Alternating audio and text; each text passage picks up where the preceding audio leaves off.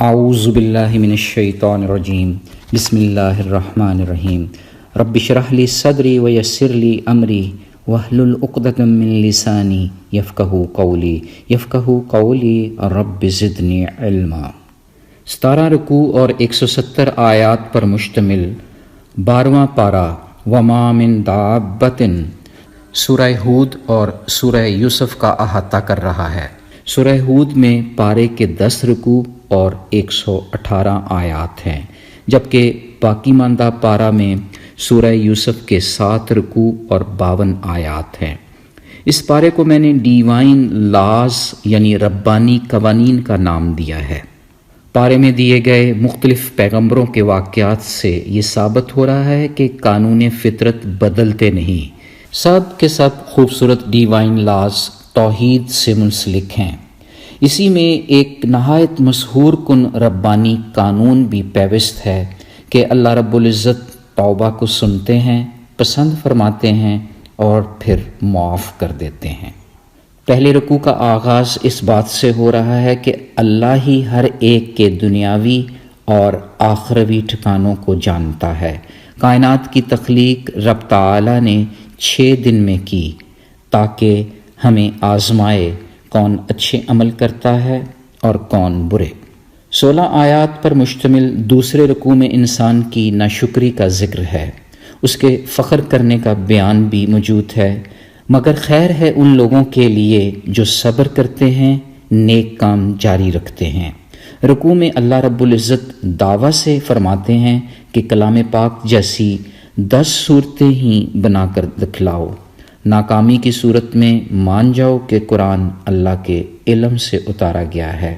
رکوع میں یہ بھی واضح ہو رہا ہے کہ طالب دنیا کو دنیا تو مل جاتی ہے، مگر اللہ تعالیٰ پر بہتان باندھنے والوں کا عبرتناک انجام ہوتا ہے۔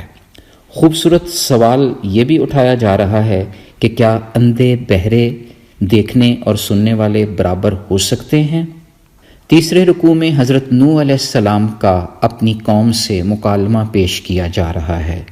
قوم نوح نے عذاب الہی کو خود ہی دعوت دی، اور پھر یہ کہ حضور پاک صلی اللہ علیہ وآلہ وسلم پر قرآنی آیات گھڑنے کا الزام لگایا۔ چوتھے رکوع میں حضرت نوح علیہ السلام کی دعا کا ذکر ہے، انہیں کشتی تیار کرنے اور اس کشتی میں ہر جاندار کا جوڑا سوار کرنے کا حکم دیا جا رہا ہے۔ اللہ کے نام کی برکات کا ذکر بھی اسی رکوع میں ہے، سلامتی کی بشارت بھی دی جا رہی ہے۔ اس رکوع میں گزشتہ واقعات کا بیان کرنا آپ صلی اللہ علیہ وآلہ وسلم کی نبوت کی واضح دلیل ہے۔ 5ویں رکوع سے یہ روشنی مل رہی ہے کہ اللہ رب العزت نے قوم عاد کی طرف ہود علیہ السلام کو توحید کی تبلیغ کے لیے بھیجا۔ مومن صرف اللہ تعالیٰ پر ہی توکل کرتے ہیں، انہیں نصیحت کی کہ اپنے پروردگار سے معافی مانگو اور اسی سے توبہ کرو۔ مسلسل انکار پر ہولناک آندھی کے عذاب کی شکل میں خمیازہ بھگتنا پڑا۔ 6 رکوع میں صالح علیہ السلام کا قوم سمود کو بیان ہے کہ رب توبہ قبول کرنے والے ہیں، یہاں اونٹنی کو معجزہ کے طور پر پیش کیا گیا ہے۔ 7ویں رکوع میں ابراہیم علیہ السلام کے پاس فرشتوں کی آمد اور ان کی مہمان نوازی کا ذکر ہو رہا ہے۔ بڑھاپے میں اولاد کی خوشخبری سنائی جا رہی ہے۔ حضرت ابراہیم علیہ السلام کی نرم دلی، تحمل مزاجی اور رب کے حضور جھکنے کا تذکرہ بھی اسی رکوع میں ہے۔ پھر اسی رکوع میں حضرت لوط علیہ السلام کی بدکردار قوم، ان کے تکبر اور ان پر ہونے والے عذاب کا تذکرہ کیا گیا ہے۔ 8ویں رکوع میں حضرت شعیب علیہ السلام قوم کو رب کی بندگی کرنے اور ناپ تول میں کمی نہ کرنے کی تبلیغ کر رہے ہیں۔ حق کا علم رکھنا بھی رزق ہی ہے، جس کا تذکرہ شعیب علیہ السلام اس رکوع میں کر رہے ہیں۔ یہاں رب سے معافی مانگنے کی ترغیب بھی دی جا رہی ہے، مگر قوم کی سرکشی بڑھتی گئی، حتیٰ کہ ایک سخت دھماکے نے انہیں نیست و نابود کر دیا۔ 9ویں رکوع میں حضرت موسیٰ علیہ السلام اور فرعون کا تذکرہ ہے۔ اہل فرعون پر دنیا میں بھی لعنت پڑی اور قیامت کے روز بھی پڑے گی۔ اس رکوع میں یہ بھی بتایا جا رہا ہے کہ یہ چند بستیوں کی داستان ہے جو آپ کو سنائی جا رہی ہے۔ ان میں سے بعض اب بھی کھڑی ہیں اور بعض کی فصل کٹ چکی ہے۔ ہم نے ان پر ظلم نہیں کیا، انہوں نے ہی اپنے آپ پر ستم ڈھایا۔ یہ قانون فطرت ہے کہ رب جب کسی ظالم بستی کو پکڑتا ہے تو پھر اس کی پکڑ ایسے ہی ہوا کرتی ہے۔ اس پارے کا 10واں رکوع سورہ ہود کا آخری رکوع ہے۔ اس میں نماز کے قائم کیے جانے کا حکم ہے۔ ایک یاد دہانی ان لوگوں کے لیے ہے جو اللہ رب العزت کو یاد رکھنے والے ہیں۔ یہ بھی واضح ہو گیا کہ در حقیقت نیکیاں برائیوں کو دور کر دیتی ہیں۔ اللہ کے ہاں نیکی کا اجر کبھی ضائع نہیں ہوتا۔ پیغمبروں کے واقعات سے دل مضبوط ہوتے ہیں، حقیقت کھلتی ہے، شعور کی بیداری نصیب ہوتی ہے۔ رکوع مزید واضح کر رہا ہے کہ زمین و آسمان میں چھپی ہر چیز قبضہ قدرت میں ہے، اسی کی بندگی ہو، اسی پر بھروسہ رکھا جائے۔ پھر اس پارے کے 11ویں اور سورہ یوسف کے پہلے رکوع میں قرآنی قوانین کو بہترین پیرائے میں بیان کیا جا رہا ہے۔ رکوع میں واضح ہو گیا کہ قرآن کو عربی زبان میں نازل کیا تاکہ آپ اسے اچھی طرح سمجھ لیں۔ یوسف علیہ السلام کا یہ خواب دیکھنا کہ 11 ستارے، سورج اور چاند انہیں سجدہ کر رہے ہیں۔ پھر یعقوب علیہ السلام کی بیٹے کو نصیحت ہے کہ بھائیوں کو یہ خواب مت سنایا جائے کیونکہ وہ دشمن بن جائیں گے۔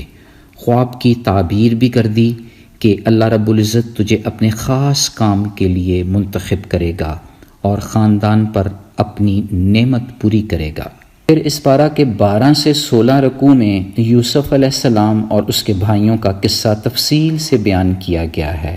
حسد کی وجہ سے بھائی یوسف کو قتل کرنے کا منصوبہ بناتے ہیں، بہانے سے ساتھ لے جاتے ہیں، ایک کنویں میں پھینک ڈالتے ہیں۔ واپس آ کر جھوٹ موٹ کہہ دیا جاتا ہے کہ اسے بھیڑیا کھا گیا۔ باپ کو تو سمجھ آ گئی مگر صبر کیا۔ ادھر ایک تجارتی قافلے نے کنویں سے یوسف علیہ السلام کو نکالا۔ مصر کے ایک شخص نے اسے خرید کر بیٹا بنا لیا۔ اسے معاملہ فہمی کی تعلیم حاصل کرنے کا موقع ملا۔ واضح ہو رہا ہے کہ اللہ رب العزت ایسے ہی اپنی تدبیر کرتے ہیں۔ یوں اللہ رب العزت نے جوانی تک پہنچتے ہوئے یوسف علیہ السلام کو قوت فیصلہ اور علم عطا کیا۔ پھر اللہ یوسف علیہ السلام کو ایک عورت کے فریب سے بچاتے ہیں مگر جھوٹے الزام پر قید کر دیے جاتے ہیں۔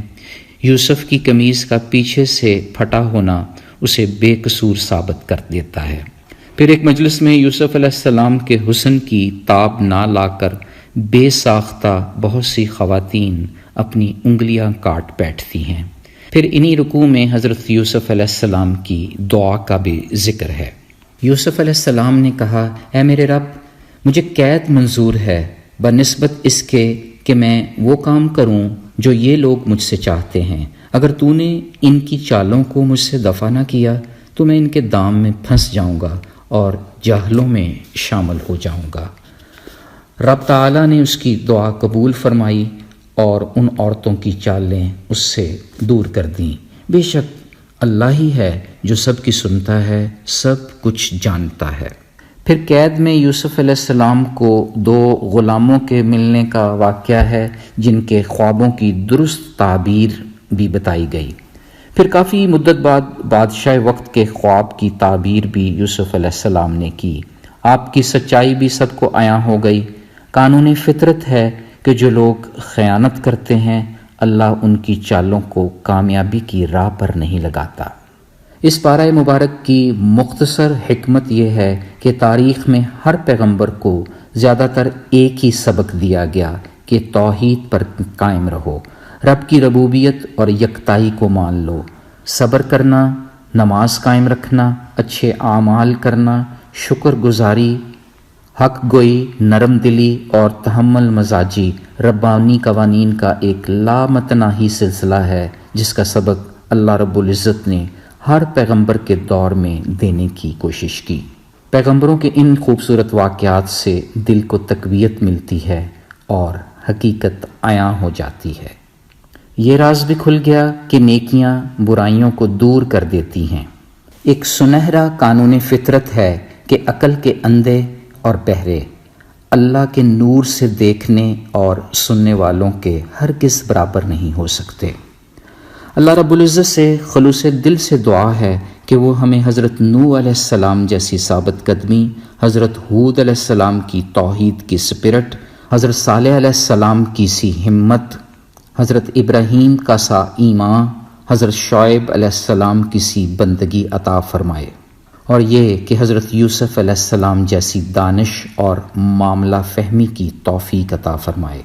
سب سے بڑھ کر یہ کہ ہم محمد مصطفیٰ صلی اللہ علیہ وآلہ وسلم کی سیرت پر عمل پیرا ہو کر اپنی دنیا اور عاقبت سنوار سکیں۔ اے کریم مولا، ربانی قوانین کی روشنی میں جیسا تو ہمیں دیکھنا چاہتا ہے ویسا ہی بنا دے، آمین یا رب العالمین۔